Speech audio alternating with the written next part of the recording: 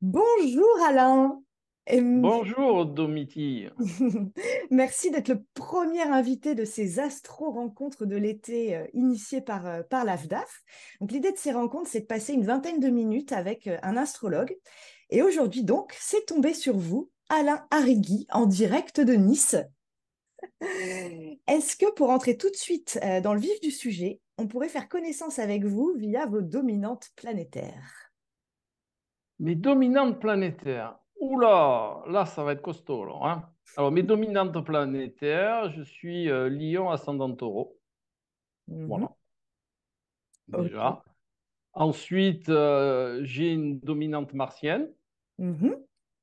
Voilà. C'est-à-dire que j'ai Mars en 1. Oui. Et j'ai une dominante aussi qui est agréable, c'est une conjonction Vénus-Uranus. Voilà. Mhm. Donc, voilà, un petit peu de Mars, un petit peu de Vénus-Uranus, Lion, ascendant Taureau, voilà, Jupiter en 9, ce qui ne gâche rien, et Saturne en 10, ce qui ne gâche encore moins de choses. Voilà. Ok, bon, merci de nous avoir livré ça et enchanté, Alain. Est-ce que vous pouvez nous présenter l'astrologie que vous pratiquez, comme si vous deviez l'expliquer à quelqu'un qui n'y connaît rien de rien? Alors, je pratique une astrologie qui est un petit peu hors sentier actuel. Voilà. Mhm. Faut savoir que je suis issu de l'occultisme et de l'ésotérisme. Alors, de la voie noble, je dirais, hein, de l'occultisme et de l'ésotérisme. Voilà. Euh, je pratique une astrologie symbolique, mais vraiment, vraiment symbolique, hein. Il y a pas, je pars du symbole. D'ailleurs, bon, ma première approche dans le monde de l'ésotérisme et de l'occultisme a été le symbolisme, d'accord? Qu'il soit astrologique, qu'il soit alchimique, qu'il soit la numérologie symbolique, qu'il soit voilà, tout ce qui touche au symbolisme, hein, que ce soit la haute magie de Pierre Piob, par exemple, toutes ces perceptions-là. Alors, la haute magie, je ne fais pas des tours de magie, hein. La haute magie, c'est par une certaine pratique percevoir la pureté de ses intentions. Avec la haute magie, on est dans la pureté des choses. Alors, c'est pas que je sois un être pur, je suis loin de là, mais essayer d'accéder à une forme de pureté, une forme de sagesse, et ça, voilà, par toutes ces pratiques symboliques. Voilà. Ok, merci Alain. Avec Comment, plaisir. comment vous êtes tombé dans l'astrologie particulièrement et comment vous êtes formé, auprès de qui? C'était il y a combien de temps? Alors, juste parce que ça fait partie de mes perceptions, je pratique beaucoup la langue des oiseaux. Mhm. Et donc, c'est pas, je le relève pas, mais c'est pas pour vous, mais je tombe pas. Voilà. Dans la perception, dans la langue des oiseaux, tomber n'est pas un terme adapté. Donc, je vais dire comment j'y suis arrivé, comment, voilà. Donc, mes parents pratiquaient, hein, mon père et mon grand-père. Mon père est toujours, hein, il a 89 ans, il est cartomancien. Mon grand-père était cartomancien aussi, et du côté maternel, c'était l'astrologie. Donc voilà, je suis arrivé dedans. Je suis resté quelques années, bien entendu, dans le milieu familial. Et après, j'ai vogué en Belgique, notamment parce que à l'époque, je trouvais que l'astrologie belge, et notamment les travaux de Brahi, tout ça est très intéressant. Après, j'ai eu un monsieur qui est très peu connu dans les milieux astrologiques publics, on va dire. C'était Jacques Brunet, qui était aussi astrologue, mais pas que. C'était aussi un ésotériste de grande qualité. Voilà. Et après, je suis allé dans la voie ésotérique et occulte, étudier l'astrologie, notamment l'astrologie donc ésotérique, hein, à but évolutif et à but introspectif. Voilà, et après j'ai oscillé de professeur en professeur avec une partie autodidacte aussi et qui se sont entremêlées. J'ai suivi beaucoup de voies initiatiques, voilà, notamment l'astrologie ésotérique avec les 7 rayons, tout ça. Enfin, voilà. Ouais. Et j'ai aussi cette perception de multisources de l'astrologie qui m'a ravi et qui me ravit encore maintenant parce que ça me permet de faire des corrélations entre beaucoup de choses. Voilà. Et j'ai été aussi en contact avec des gens de grande qualité en ce qui concerne les liens entre le symbolisme et les approches scientifiques, comme par exemple l'épigénétique, comme les neurosciences, tout ça, et faire des liens et des ponts justement entre le symbolisme, qu'il soit astrologique ou autre, et ces nouvelles sciences, les corréler. Et là aussi, ça permet d'avoir une vision un petit peu plus large, un petit peu plus comment dire, élargie des choses. Et là aussi, c'est très intéressant. Ok. Mais merci pour de m'avoir repris sur le tombé dans l'astrologie en langue des oiseaux. J'aime beaucoup. Alors, qu'est-ce qu'on pourrait dire que finalement vous avez baigné dedans depuis tout petit aussi, à travers le... Ah, ouais. Baigné, on peut dire ça? Baigné dedans? Oui, baigner, arriver, vous pouvez simplement dire Ok. arriver dedans. Voilà. Arrivé. Je retiens pour les prochains, je dirais arrivé. Après, ceci, comme je le dis toujours, moi, je cherche à convaincre personne de rien. C'est Ouais. juste ma perception des choses que je partage. C'est pas pour vous reprendre, loin de là, hein, mais c'est parce que c'est vraiment ma perception des choses. La langue des oiseaux, le verbe est créateur. La langue des oiseaux, c'est pas simplement près des cieux, précieux et tout ça, hein. La langue des oiseaux a vraiment une compréhension à plusieurs niveaux. Les mots que l'on prononce sont représentatifs de notre inconscient puisqu'on ne choisit pas les mots. D'accord? Vous n'êtes pas là à dire ben, je vais dire ce mot-là, je vais dire ce mot-là. Les mots, ils viennent comme ça parce que c'est justement c'est le miroir de ce que l'on est. Hein? C'est le miroir de notre état d'esprit, c'est le miroir de nos perceptions, de ce que l'on est vraiment au fond de soi, les mots. Hein? Mhm. Et en plus, les mots sont vibrations, les mots n'existent pas. Je vous envoie des vibrations, c'est vous qui les décodez puisque votre tympan, il est très sensible aux vibrations, donc vous allez les décoder. Et en réalité, je vous envoie de l'énergie. Et donc, quand on emploie des mots inadaptés, on envoie une énergie inadaptée. Et cette énergie inadaptée, elle a une interaction dans notre écosystème. Pas seulement entre nous, mais dans notre écosystème.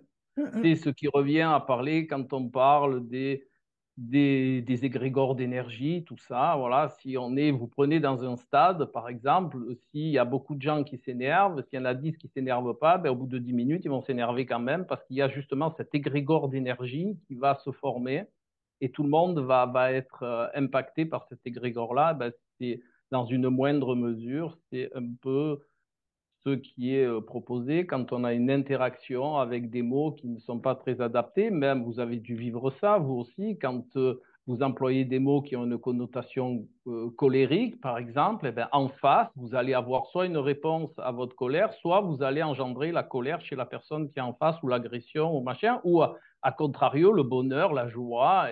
Mais tout ça, tout dépend de l'intention que vous allez mettre dans vos mots et donc de son énergie. Bon, j'arrête parce que là n'est pas le sujet. Non, mais je vois bien, c'est très intéressant. Autre question, à quel moment vous êtes-vous senti prêt pour exercer en tant qu'astrologue, même si vous avez baigné dedans depuis tout petit, mais à quel moment vous vous êtes dit, là c'est bon, je... Bah, en réalité, ça se sent. En réalité, je ne me suis pas vraiment dit c'est bon dans ce terme-là. Ça s'est fait un petit peu tout seul. Voilà, j'ai fait. Mais j'ai mis longtemps, hein, parce qu'en réalité, même si je suis né dedans, je n'ai pas fait que ça. Bien entendu, la vie, elle est intéressante aussi si on ne fait pas qu'un principe, mais corréler les différents principes entre eux. Donc voilà, j'ai fait aux amis des amis, aux amis des amis. Ça a pris un temps énorme. Et voilà, mais je suis venu à la consultation, je vais dire de manière pluridisciplinaire en réalité. Et après, je me suis naturellement, là, le terme est bien, naturellement dirigé vers l'initiation. Comme j'ai été initié, j'ai retransmis l'initiation symbolique. Donc, c'était l'astro. le tarot de Marseille, les cartes, mais même le symbolisme dans son sens le plus large, les contes et les mythes, les travaux d'Hercule, par exemple, Pinocchio, Blanche-Neige. Blanche-Neige est un conte alchimique vraiment de grande qualité. Voilà, dans tout ce monde-là, dans tout ce qui englobe le symbolisme, j'ai commencé à initier les gens. Mhm. Ok. Sans trahir de secret professionnel, est-ce que vous auriez une anecdote de consultation à nous raconter? Une anecdote rigolote, une anecdote Ah émouvante? oui, là j'en ai une, il y en a une que je raconte toujours parce que, ben, bon, moi, elle m'a fait rire, hein. C'est pas obligé de faire rire les autres, mais moi, elle m'a fait vraiment rire. Il y a une dame qui prend rendez-vous pour une consultation, donc voilà, on discute un peu au téléphone parce que moi, j'aime bien faire un préambule au téléphone, donc on discute, je lui explique tout ça, voilà. Donc elle vient à mon cabinet, j'ouvre la porte, elle est venue avec sa mère et sa sœur. Je me retrouve avec trois personnes à la fois. Et depuis ce jour, je précise que les consultations d'astrologie, elles sont personnelles. D'accord? Et qu'on ne va pas venir avec toute la famille. Voilà. Bon, je le dis de manière souple, tranquille, en discutant comme ça, mais je leur dis, voilà, prenez conscience qu'il y a des choses intimes qui sont révélées, on va parler de choses vraiment très profondes, donc soyez consciente que si vous venez avec quelqu'un, cette personne va entendre des choses qui vous sont très personnelles et très intimes. Voilà.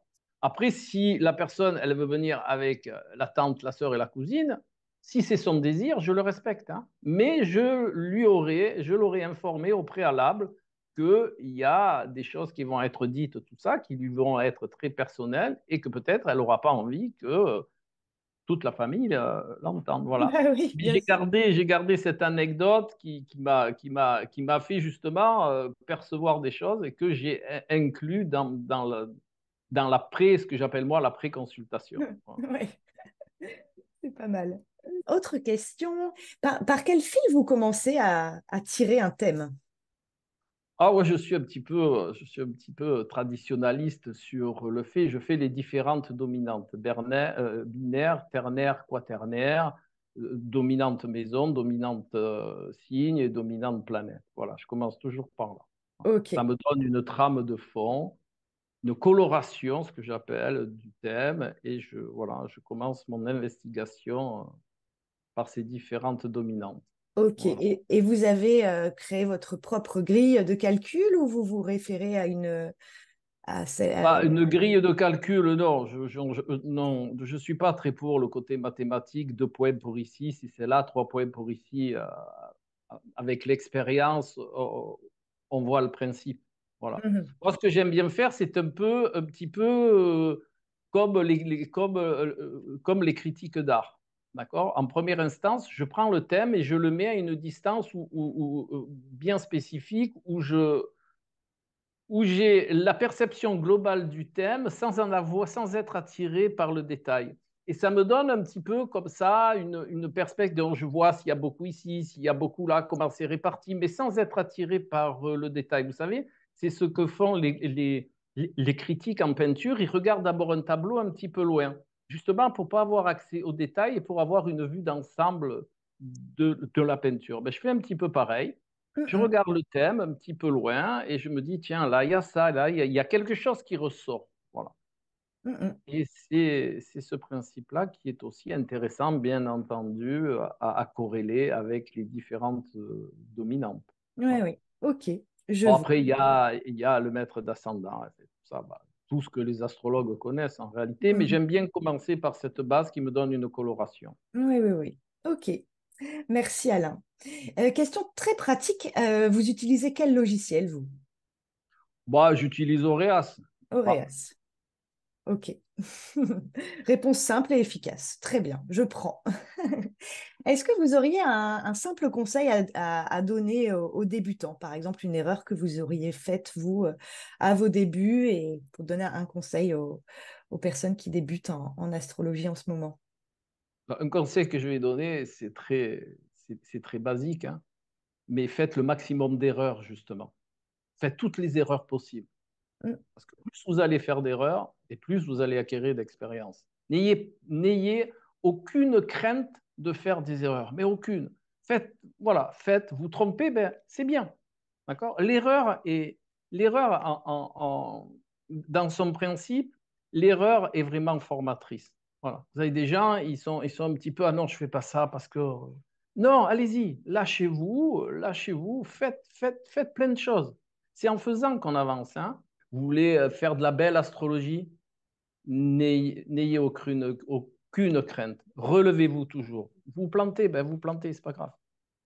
Vous plantez, d'accord? C'est vous plantez. Plantez. Après, ça pousse. C'est dans ce sens-là, la langue des oiseaux. Hein. Mm, mm, mm. Ok, merci Alain pour ce bon conseil. C'est un conseil. Euh, alors Alain, mon petit doigt me dit que à la rentrée 2023, vous allez faire partie des premiers à animer les modules de la FDAF. Est-ce que vous pouvez nous en parler un petit peu? Oui, oui, oui, bien sûr. Alors, je ne sais pas lequel, parce que j'en ai plusieurs. Eh bien, commençons par le premier. Oui, mais je ne les connais pas dans l'ordre. Alors, Donc, moi, je ben, les, si vous les connaissez, servez-vous de votre petit doigt qui je va les, nous être très utile. je les connais dans l'ordre. Le premier Voilà. sera sur l'astrologie et le corps humain. Ben, l'astrologie et le corps humain, c'est la perception du symbolisme planétaire par rapport au corps humain.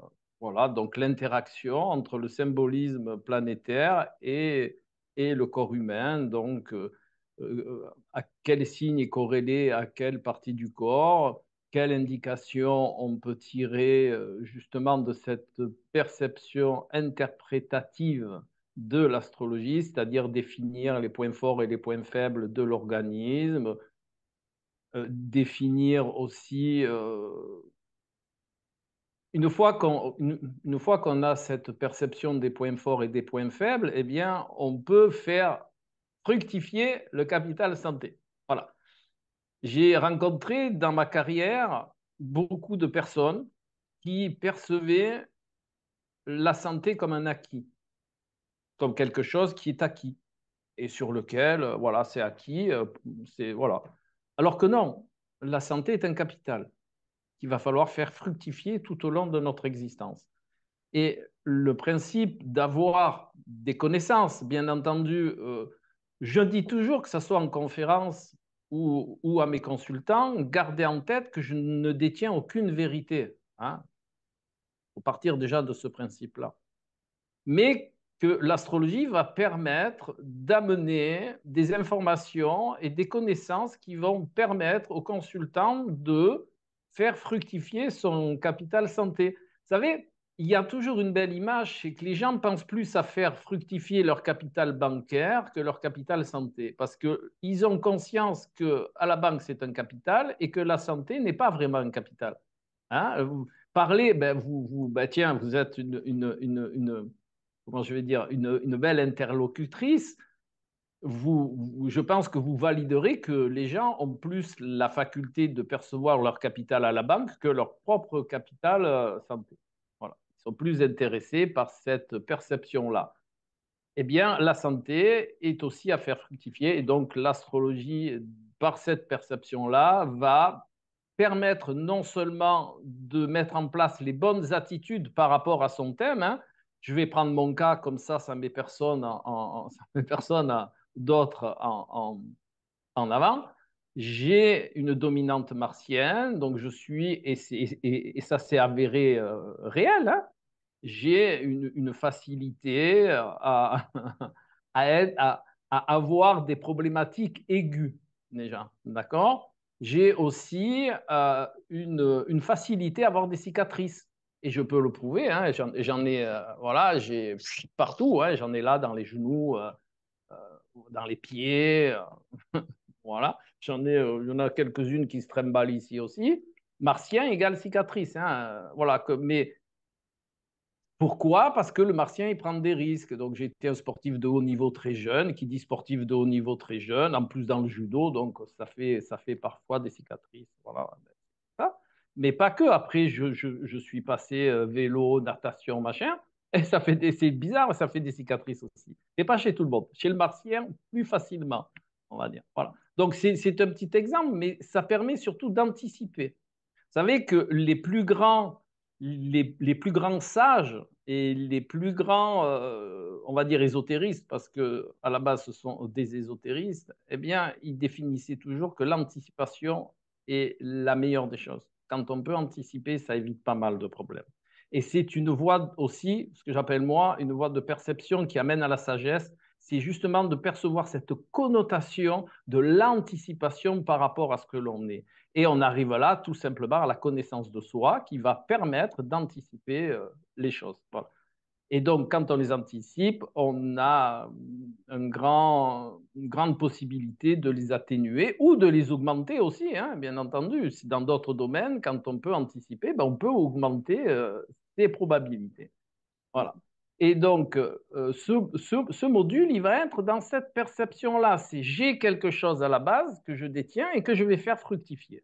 Voilà. Et je vais, avec mon binôme, Michel, apporter des connaissances et des informations dans dans cette perception-là. Hein. Percevoir, langue des oiseaux, percevoir, c'est je perce ce que je vois. Donc, je vais voir au-delà de ce qui est en première instance. D'accord. Percevoir. Donc, grâce au symbolisme astrologique, on va permettre de percevoir un petit peu des choses qui sont existantes, qui sont là et sur lesquelles, grâce à leur mise à jour, hein, le soleil, grâce à leur mise à jour, on va pouvoir anticiper. Et voilà. Et puis aussi, la fabuleuse, je dirais, la fabuleuse interaction qu'il peut y avoir, c'est qu'on va aussi discuter des différentes perceptions dans ces domaines-là pour essayer d'être dans une hygiène de vie la plus adaptée par rapport à qui l'on est. C'est toujours pareil, hein, c'est intéressant si on le fait cadrer par rapport à qui l'on est. Après, bien sûr, vous avez tous des conseils d'hygiène de vie qui sont généralistes et qui sont de très grande qualité. Mais quand on les fait correspondre à qui l'on est, ben, c'est déjà pas mal. Si vous prenez une dominante martienne hyperactive, quelle que soit l'hyperactivité, qu'elle soit mentale, physique, eh bien, il y a des choses à mettre en place qui sont intéressantes à connaître. Hein. Bien entendu, toujours pareil. Moi, je ne détiens aucune vérité. Je suis comme tout le monde, mais j'ai œuvré de manière à accumuler une certaine expérience que je retransmets avec grand bonheur. Voilà. Mm, mm. Ok, bah en tout cas, ça donne envie de participer à ce module hein, pour les informations pratiques. Donc, ce sera à partir du mardi 10 octobre, le mardi soir de 18h à 20h. Et c'est un module qui durera 5 fois 2 heures. Donc, 5 séances de 2 heures tous les mardis, soir du 10 octobre au 5 décembre. Voilà. Après, c'est vrai que c'est un laps de temps court parce qu'on pourrait y passer des années là-dessus. Après, libre à chacun de vouloir approfondir les choses ou pas. Mais là, ça va être vraiment la prise de conscience de tout ce potentiel Oui, qui est détenu dans le thème, dans cette perception-là. passionnant. Ensuite, Si vous le dites, alors moi, je vous crois. en tout cas, ça donne envie. Ensuite, mais je pense que vous en avez déjà pas mal parlé, mais peut-être que vous pourriez nous raconter en quoi consistera le module. C'est le deuxième que vous animerez aussi avec Michel Janton, qui s'appelle Astrologie d'éveil et voie initiatique. Bien, là, c'est ce dont on parlait tout à l'heure, donc je vais faire un petit peu plus court. C'est vraiment œuvrer sur son temple intérieur. Pourquoi œuvrer? Déjà, œuvrer, ça veut dire construire. D'accord? Et construire, c'est se construire intérieurement. Dans ma perception des choses et dans et toutes les initiations que j'ai suivies, je suis allé en Inde, enfin, je suis allé un petit peu partout, tout ça, dans toutes les initiations que j'ai suivies et que je me suis régalé à suivre en plus, c'est que la première des choses, c'est soi, c'est se construire soi. Alors après, c'est sujet à philosophie, à discussion, tout ça, mais comme je dis toujours, moi, je cherche à convaincre personne. Je vous partage ma perception des choses. Voilà, après, vous expérimentez, vous validez ou pas. Mais à mon sens, la première des choses à faire, c'est se construire soi-même. Et d'ailleurs, dans les voies initiatiques, on vous dit qu'il y a toujours trois principes, trois piliers. Le quatrième, il vient après. C'est pour ça qu'on dit trois piliers. Le premier pilier, c'est la connaissance de soi. Donc, Astrologie d'éveil, initiatique, on est dans la connaissance de soi. Le deuxième pilier, c'est la cohérence.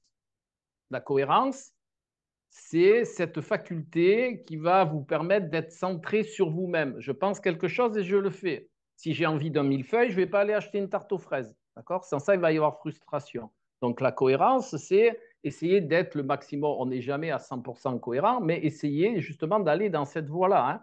On est dans des voies où on apprend. On est des apprentis sages. D'accord? Apprentis sages. Dans Je l'ai. les deux manières de percevoir. Voilà. Et le troisième pilier, c'est l'innocuité. Alors, l'innocuité, c'est moins connu. Souvent, on me demande, ah, mais c'est quoi l'innocuité? Ben, l'innocuité, c'est d'être nocif pour rien et pour personne, à commencer par soi-même. D'accord? Je vais vous donner un exemple, mais cet exemple, en tout bon dominant martien, il n'incombe que moi et n'y voyez pas d'attaque personnelle pour qui que ce soit, mais c'est vraiment un bel exemple. Vous avez des gens qui viennent et qui vous disent, ah là là, moi, je suis dans le, voilà, j'œuvre sur moi, machin, tout ça, je comprends les choses, je fais ci, je pratique l'astrologie, les cartes, tout ça. Je ne dis pas que c'est tout le monde, hein, c'est un exemple, hein, entendons-nous bien, mais un exemple très martien, parce que le martien, il appuie les choses. Je les appuie, mais sans méchanceté, mais je suis direct, parce que la fioriture, n'est pas très adapté. On peut être diplomate, on peut avoir un discours adapté avec son consultant, tout ça, sans pour ça mettre autant de fleurs autour. Voilà. Donc, ce bel exemple, vous avez des gens qui sont, et j'en ai connu, hein, qui par exemple pratiquaient, parce que normalement ça s'appelle comme ça, maintenant ça donne un peu des boutons à tout le monde, mais normalement ça s'appelle comme ça. Là, vous avez mon côté martien, vous allez le voir, c'est sympa. Voilà. Et avant, ça s'appelait par exemple l'astrologie médicale. D'accord? Et vous avez des gens qui pratiquaient cette interprétation-là, ils sentaient la clope à 3 km. Je vous laisse tirer les conclusions tout seul. Je ne vous donnerai aucune conclusion, c'est juste une réflexion que je vous donne. Voilà. Et donc, l'innocuité, elle est à tous les niveaux. Maintenant, je dis toujours aux gens, si vous écrasez une fourmi, ben, si vous ne le faites pas intentionnellement, ben voilà, la fourmi, elle passait là, elle n'est pas au courant qu'il y a un monde avec un monsieur en vélo dans une route de montagne, elle ne perçoit pas ce monde-là, comme nous, on ne perçoit pas peut-être des mondes qui sont aussi, de la même manière que la fourmi, elle ne nous perçoit pas avec la bagnole, la fusée et tout le reste, ben, peut-être que nous aussi, on ne perçoit pas quelque chose qui est plus grand. Enfin, voilà, je ne vous fais pas un dessin, tout ça. Voilà. L'innocuité, ce n'est pas ça. L'innocuité, c'est dans la conscience, c'est dans l'intention. D'accord? Et dans la haute magie, justement, on vous apprend la pureté des intentions. Voilà. C'est-à-dire, j'essaye d'être le plus pur dans mes intentions de manière à ne pas envoyer quelque chose de nocif. Voilà, ça ne veut pas dire être un symptôme, parce que j'en suis loin, d'accord? Mais c'est avoir cette conscience que par mon intention, par mes mots, par mes agissements, par mes compréhensions, je peux être nocif. Il y a eu des exemples très récents. Si des gens de l'AFDAF écouteront, ben, ils comprendront. Et je pense que l'astrologie initiatique et d'éveil a largement sa place à l'heure actuelle. Parce que, comme je dis, il y a beaucoup de techniciens de l'astrologie, mais des gens qui œuvrent sur eux vraiment de la manière adaptée. Vu ce qui se passe et vu ce qu'on entend, il n'y en a pas tant que ça. Voilà. La dominante martienne a parlé. Ok, merci, chère dominante martienne. Et je note aussi que vous dites œuvrer sur soi et non pas travailler sur soi, évidemment. Oh là, oh là. Vous savez d'où ça vient le travail? Je l'ai su, je l'ai su. Vous l'avez su, ben, je vais vous le redire, Et et comme oui, ça, ceux qui ne le savent pas, ils le sauront. Ben, travail, ça vient de l'étymologie de travail, ça vient de tripalium, qui est un instrument de c'est torture. Donc, ça. quand on va au travail, et moi, je n'ai pas envie d'aller à la torture. Donc, je parle toujours, mais en réalité, c'est ça, c'est œuvrer sur soi, c'est quoi? C'est poser des actes en soi qui vont vous faire grandir, hein, qui vont vous faire vraiment construire votre intérieur. C'est pour ça une œuvre, c'est quoi? Ben, une œuvre, c'est une sculpture, c'est une peinture, c'est quelque chose que l'on a fait avec amour, avec passion, avec inspiration, mais aussi avec son néocortex. Donc voilà, c'est un ensemble, l'œuvre. Et ce qui est beau, c'est ça, c'est d'œuvrer sur soi. Enfin, à mon sens, toujours pareil. Mm, Hum, hum. mm. Ok. Ensuite, revenons au module, si vous voulez bien, Alain. Le troisième, animé par vous et Michel également, ce sera astrologie ésotérisme. Bon, on en a déjà aussi pas mal parlé, mais est-ce que vous avez quelque chose à ajouter sur ce module-là particulièrement? Alors, c'est- je vous remercie déjà parce que c'est une très bonne question. C'est un des sujets de discussion avec Michel. Il ne faut pas confondre l'astrologie d'éveil et initiatique et l'astrologie, l'autre module qui est totalement différent. Dans ce module-là, dans l'astrologie ésotérique, on va parler de l'interaction qu'il y a entre le symbolisme astrologique que vous retrouvez un petit peu partout, hein, en alchimie, par exemple. Prenons l'alchimie.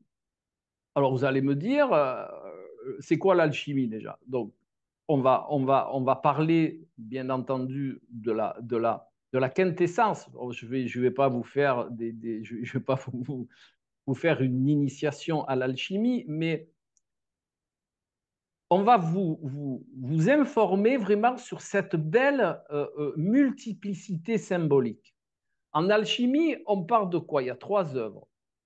L'œuvre noire, l'œuvre rouge et l'œuvre blanche. Et il y a toujours cette perception très présente solilunaire en alchimie. D'accord? Donc, il y a déjà un parallèle entre l'alchimie et l'astrologie. Il y a aussi du mercure, mais qui n'est pas mercure, mais c'est du mercure aussi. Enfin, voilà, enfin, on expliquera tout ça. Mais aussi toute cette valeur symbolique euh, issue ou d'un côté ou de l'autre, mais c'est le même fondement symbolique.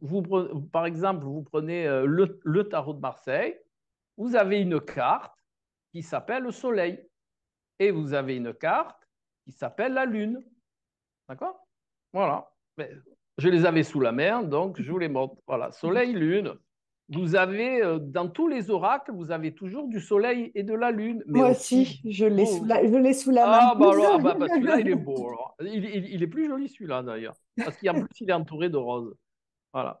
Et on va faire tous ces liens-là. Par exemple, les planètes, les jours, les plantes, les métaux. D'accord? Vous avez une spécialité qui s'appelle la spagyrie alchimique. La spagyrie alchimique, c'est un principe d'extraire l'esprit des plantes par rapport aux planètes. D'accord? Donc, la spagyrie alchimique, elle va se servir des moments planétaires, pour faire simple, hein, très simple, des moments planétaires pour extraire tel, tel principe actif des plantes. Voilà.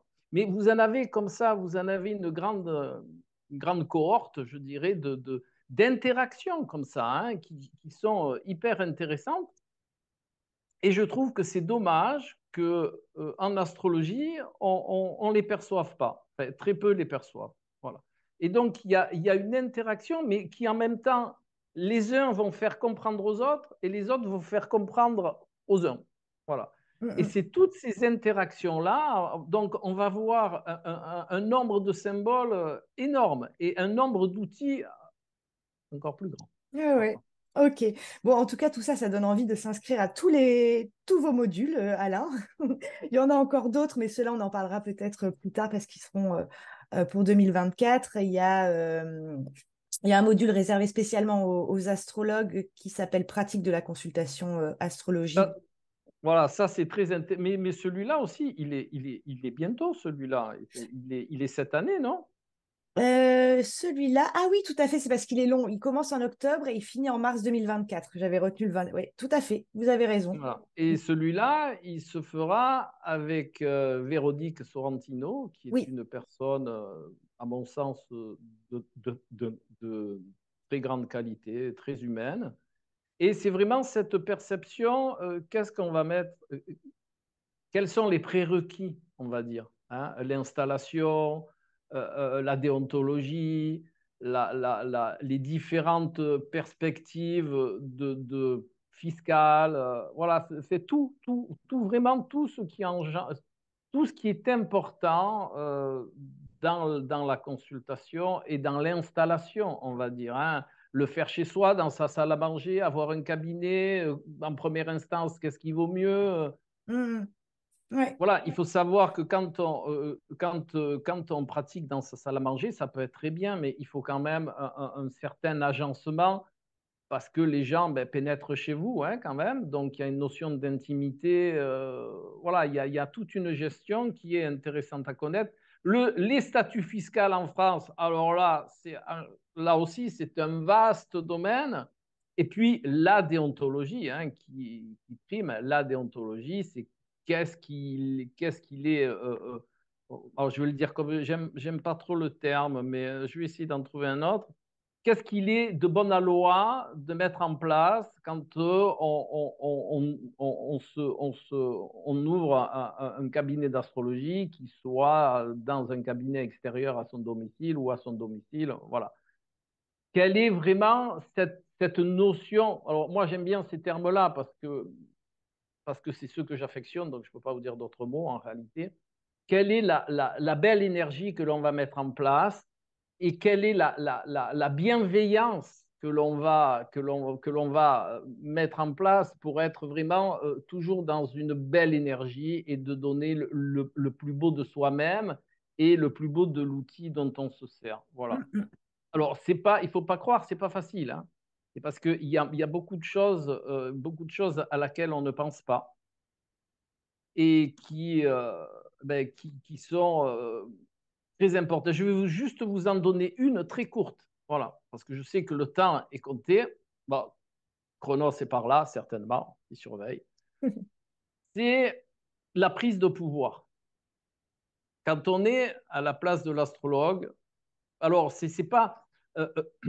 Le pouvoir est intrinsèque à l'être humain. Hein. On a tous du pouvoir en soi. En plus ou moins suivant, ben, vous regardez notre société, c'est plus ou moins, hein, ça d'accord. Mais on a tous, et quand on est dans une position, que ce soit astrologue, tarologue ou ce que vous voulez, thérapeute de quelque douce, machin, ou pas douce aussi, hein, vous en avez, hein, la blouse blanche, ça donne quand même une certaine. Ils ne sont pas tous, hein, je parle de ça parce que je connais très, très, très bien le milieu médical, hein, sans aucune critique, mais il y a cette notion de pouvoir qui existe. Vous avez la même aussi avec, alors à une certaine époque, avec le prof à l'école. Hein, il y a une notion de pouvoir. Et quand on est dans ces positions-là, des fois, on ne s'aperçoit pas, mais on a une tendance qui est très, très subtile de rentrer dans une forme de pouvoir. Et ça, c'est vraiment un axe qu'il est important de vraiment de conscientiser. Quand on est, s'il y a un repère, voilà, je fais très court, hein, très court. Il y a un repère très important, c'est quand on commence à dire à quelqu'un ce qu'il a à faire, même de manière bienveillante. Et je vous invite à faire le rapport avec la société. On vous prend toujours un petit peu l'abus d'autorité par la bienveillance. Ah, c'est bon pour vous, hein, alors vous allez faire ça. Non. C'est vraiment le truc qui est vraiment à faire attention. C'est je vous propose quelque chose. Votre discernement, votre libre arbitre, d'accord, va faire que vous allez l'expérimenter ou pas. On est des gens qui, dans l'absolu, doivent proposer les choses et non pas les dire d'une manière différente. Proposer les choses. Et la personne, elle va faire par rapport à ce qu'elle est. Voilà. Mm, mm. Toute autre manière de faire, dans l'absolu, je parle, peut être porteuse, je dis bien peut être porteuse d'abus d'autorité. Mm, Voilà. mm. Vous savez, la limite, elle est très subtile et très fine. Donc ça, c'est un axe qu'on va développer dans ce module-là. Ok, bon, très bien. Merci Alain pour ces infos sur les modules. Et j'ai une dernière question à vous poser, Alain. Si vous pouviez, vous, poser une question à l'astrologue que je vais interviewer après vous, ce serait laquelle?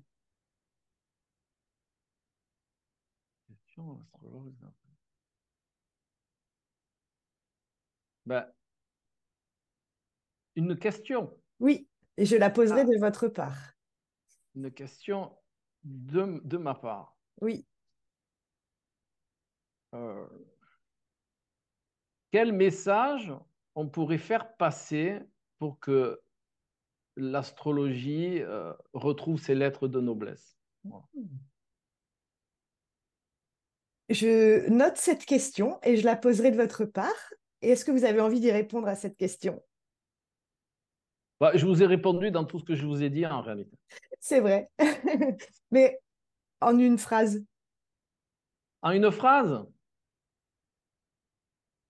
bah, je dirais en une phrase, soyez conscients de la merveilleuse possibilité qui nous est donnée d'étudier l'astrologie. Voilà. Avec tout ce que ça induit et tout ce que ça peut colporter. Voilà. On est ce que je voulais dire par là, c'est qu'on est des privilégiés d'avoir accès à cette connaissance. D'accord? Vous savez, putain, après j'arrête. Hein. Il y a une vieille perception, un vieil adage qui dit que le thème astral, c'est la photographie du ciel à l'instant de votre naissance. D'accord? Ça, jusque-là, il n'y a pas de feu d'artifice. Là où vient le feu d'artifice, et vous comprendrez pourquoi je dis feu d'artifice, qu'est-ce que ça veut dire photographie? Dans la langue des oiseaux, dans la perception, quand on prend son étymologie, quand on la ressent, d'accord, quand on va chercher au fond de soi cette traduction. Photographie, ça vient de photon. Photon, c'est lumière. Et graphie, ben, c'est l'écriture. Vous imaginez toute l'énergie qu'il y a là-dedans? C'est une écriture lumineuse. Quand on parle de photons, forcément, on parle de lumière, on parle de soleil, symboliquement parlant. Le soleil, c'est quoi? C'est la lumière. Donc, on revient au photon, à l'écriture lumineuse. Et le soleil, c'est quoi? C'est la connaissance. Donc, le thème, quelque part, on pourrait dire que c'est un concentré de connaissances qui vous est donné pour que vous puissiez justement accéder à la connaissance de soi dont je vous parlais tout à l'heure. Mhm. Ok, Voilà. mais c'est beau. Bon, ben, un grand merci, Alain, d'avoir Ben, merci à répondu vous, à mes questions. Et je pense que avec grand plaisir. je vais revoir mon intro en disant que c'était que 20 minutes, une vingtaine de minutes. Bon, je pense qu'on on a effectivement un petit peu dépassé, mais c'était passionnant. Ah, J'ai ben, adoré. c'est vrai, mais je parle beaucoup. Merci beaucoup, Alain. Merci à vous, Domiti. Avec grand plaisir. J'étais enchanté de faire votre connaissance. Ça